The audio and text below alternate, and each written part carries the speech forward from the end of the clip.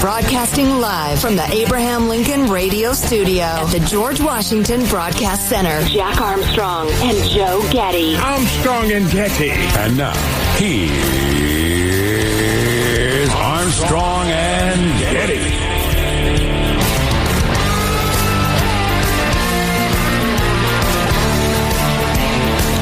Recent assassination of the healthcare CEO has caused a number of people to display their true colors, including one Elizabeth Warren. Stop and think overall about the social contract. You know, part of the deal in how we've kept this democracy, this economy, this country on a fairly steady path for more than 200 years has been that those at the top pay a little more in taxes, are a little less rich than they otherwise might be, and everybody else at least gets a chance. Yeah. And what happens when you turn this into the billionaires run it all is they get the opportunity to squeeze every last penny. Yeah. And look, we'll say it over and over. Violence is never the answer. This guy gets a trial who's allegedly killed the CEO of United Health. But you can only push people so far. And then they start to take matters into their own hands. Yeah. Na na na na na na na na na na. No, I'm just doing the tomahawk chop. How in the world does she keep getting elected, Elizabeth Warren? So let's talk about the murder of the healthcare CEO, the reaction to it, and All Matters Healthcare with Craig Gottwals. Craig, the healthcare guru, attorney at law, benefit consultant, Benefit Revolution, and good longtime friend of the A&G show. Craig, how are you, sir? I'm great, gentlemen. Thank you much for having me on. First of all, Joe and I went with humor around the fact that she's a pretend Indian and glossed over how outrageous that is, what she just said. There was so much wrong with that at every level. Anyway. Now, Craig, as you, as a person who is immersed in the world of benefits and healthcare and insurance and that sort of thing, and a person of good conscience, et cetera, and a student of the media, what's your reaction been to the murder and the ensuing discussion? I know you've probably got a million things to say. Yeah, I think the oversimplified reaction I would give is, just the assumption that, I just don't even engage in the whole concept and the idea of, it's appropriate to slaughter people in the streets, one individual, because you don't like what a whole industry is doing. I mean, obviously, it's the most insane, ridiculous, murderous, horrific way you would ever address any issue. And so, of course, I think, guys, a lot of what you're seeing out there is sort of like you've said in the past, you're frustrated at something, you're angry at something, and part of humor is the dark sort of stuff that you're not willing to say out loud. And I think a lot of what we're seeing online is probably that, just the irreverent attempts at humor. But I mean, obviously, this isn't the way to address the matter. I mean, we've created this government corporate alliance in healthcare that has just bullied the American people for 60 years, but most intensely for 30 years. And so you just have tremendous frustration out there. And a lot of people just don't even really understand where they should channel their frustration. So a lot of the frustration channeling, if you will, is falling along party lines like everything else in our world. So some people blame the government, some people blame private equity and large corporations, and I'm here to tell you there's plenty of blame to go around. Yeah, the one thing that's frustrated me, and maybe you've heard us hammer on it, is that all these people who are howling about the greed of the healthcare companies, the insurance companies and all, they never mention the unholy nexus with government and how Obamacare in particular just utterly perverted the industry. Yeah, it's funny you bring that up. I was thinking of, that the book that is cited, he had words written on the bullets, and a lot of people jumped on the book, Delay, Deny, Defend by Jay Feinman was the book. That book was written in 2010. So the reality is, if there ever was a time when large insurance companies were financially, economically motivated to deny claims systematically, that may have existed prior to 2010. Now, there's a whole other economic argument that it's bad for the insurance industry if claims don't grow. They want claims to grow because that's how they charge more premium. But set that aside. If you accept the fact that, okay, before 2010, they wanted to deny claims, right, to keep more money. That all changed with Obamacare because, as a reminder for your listeners, Obamacare, coming into law in March of 2010, specifically said, okay, now there's price controls. Now an insurance company may only keep 15% more than claims. So what that means is when you add up all the medical claims in a given year, the insurance company is allowed to keep 15% of that for its profit and overhead. So everything flipped with Obamacare. The whole incentive to keep costs down went away, and insurance companies very quickly realized in 2010, oh my God, we need claims to grow because that's the only way we can charge more premium. So it's funny that a lot of this is, like you guys talk about when you hear the mainstream media talk about radio, it's way more wrong than it's right. Well, that's what's going on here is everybody's talking about this book that was written in 2010 that spoke about a landscape that just doesn't even exist anymore. Well, that's interesting. And then in his manifesto, he talked about how we have the worst life expectancy of any first world country or whatever. And then I heard that broken down yesterday on how there's a number of reasons why that's inaccurate. We count a life expectancy different than a lot of people that put out their data around childhood deaths in the first year. We also are the only country on the list where people drive a lot, and we have a lot of deaths from automobiles. And then we have a certain segment of society that's constantly shooting each other. If you take all those out, our life expectancy is pretty good, and it's got nothing to do. None of those things have anything to do with health insurance. No, you're exactly right, Jack. In fact, and death from fentanyl has nothing to do with the level of my deductibles either. Right, yeah. Go ahead, Craig. Yeah. No, I was just going to say, and then if there is, I would just say, being inside of the healthcare industry and understanding all of the various landmines in this world, if there's one thing we have gotten incredibly good at as a society, it's keeping people along who have acute conditions, gunshot wounds, heart attack, putting stents in, addressing strokes right away. Our healthcare system is amazing at addressing acute issues. We're horrible at addressing chronic conditions. Yeah. Well, I'd like to hear more about that maybe next segment. Can you give folks a 3 to 4 minute, whatever you think is appropriate, little primer for people who are not hip to this, the relationship between government paid healthcare services and what they pay to doctors and hospitals and stuff, and those of us with private insurance and how Congress has handled the whole thing? Yeah, so this started all the way back in the late 90s. It started with Clinton. Bush kicked the can down the road. Obama kicked the can down the road. Every president's guilty of this issue. But what happened starting in the 90s was medical inflation, like true inflation, what hospitals and doctors needed to treat you, was going up faster than Medicare and Medicaid, which is, when we talk about government health care, it's overwhelmingly Medicare and Medicaid. Inflation was going up faster than Medicare and Medicaid could handle.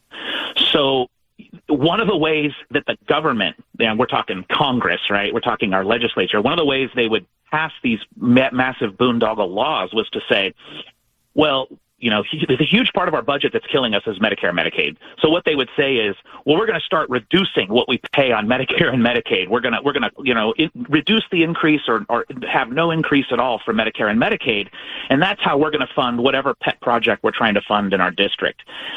And that started occurring in the 90s, and it just kept getting kicked down the road all the way along to the point where Medicare and Medicaid payments have not kept up with true medical inflation.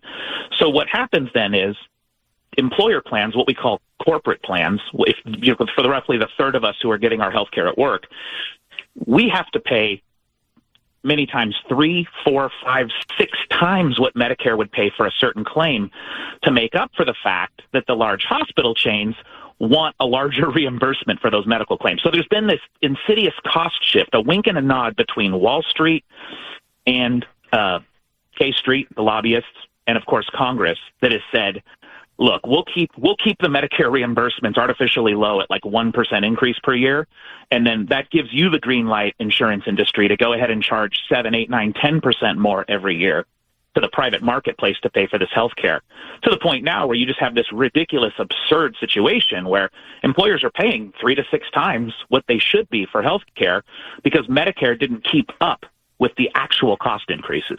And then Congress found a way to compel doctors and hospitals to see Medicare and Medicaid patients, even though they're getting grossly underpaid for their services.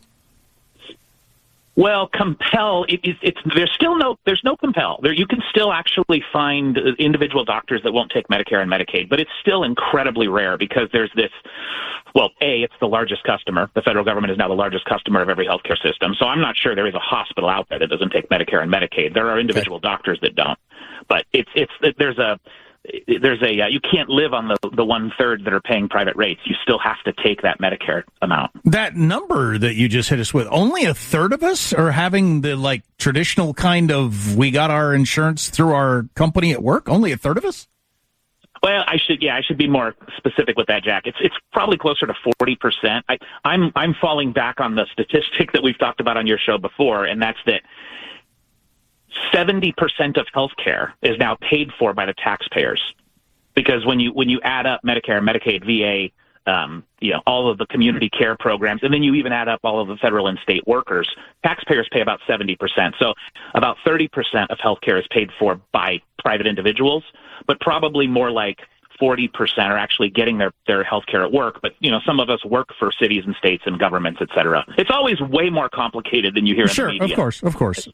Yeah. Yeah. Jack, one of the things we hit on. Hold on, I want to hit this, Joe, real quick, if you don't mind. Yeah, one of the things you mentioned recently that we talked about was, and I pulled the stat because I knew it blew your mind when we spoke about it privately. About 100 million Americans, roughly 30% of us, are on a self-funded health care plan, meaning the person paying the claims behind the scene is your employer, not the insurance company. They might be using United Healthcare as an example to administer the claims, to actually process the stuff. But the claims themselves, for roughly 1/3 of Americans, 30%, is actually paid for by your employer. Nobody knows People that. just don't understand that. I didn't know that till you told me. Right. People don't understand it at all. So when you get turned down, oftentimes it's your company that you work for, hiding behind the healthcare company. Exactly right. And then how do you know? Well, if you work for an employer that has more than 1,000 employees, you're almost certainly on a self-funded health plan, because people don't insure groups that large. Now, if you have an employer that's between 500 and 1,000 employees, it's probably 50-50 that you're on a self-funded health plan. If you work for a small employer, it is the insurance company. Anything under 250 for sure, it's the insurance company almost always. I'd love to chat a little bit about solutions. Can we take a quick break and come back and chat a little more, Craig? Absolutely. Yeah, I got one more question too. Man, why is it got to be so complicated? Or maybe being complicated is the point. Stay tuned.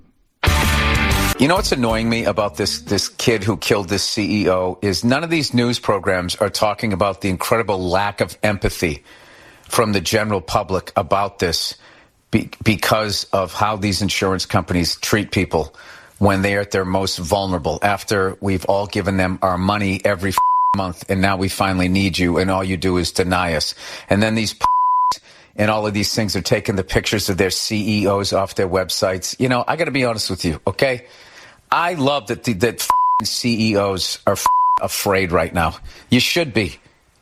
By and large, you're all a bunch of selfish, greedy pieces of shit, and a lot of you are mass murderers. You just don't pull the trigger.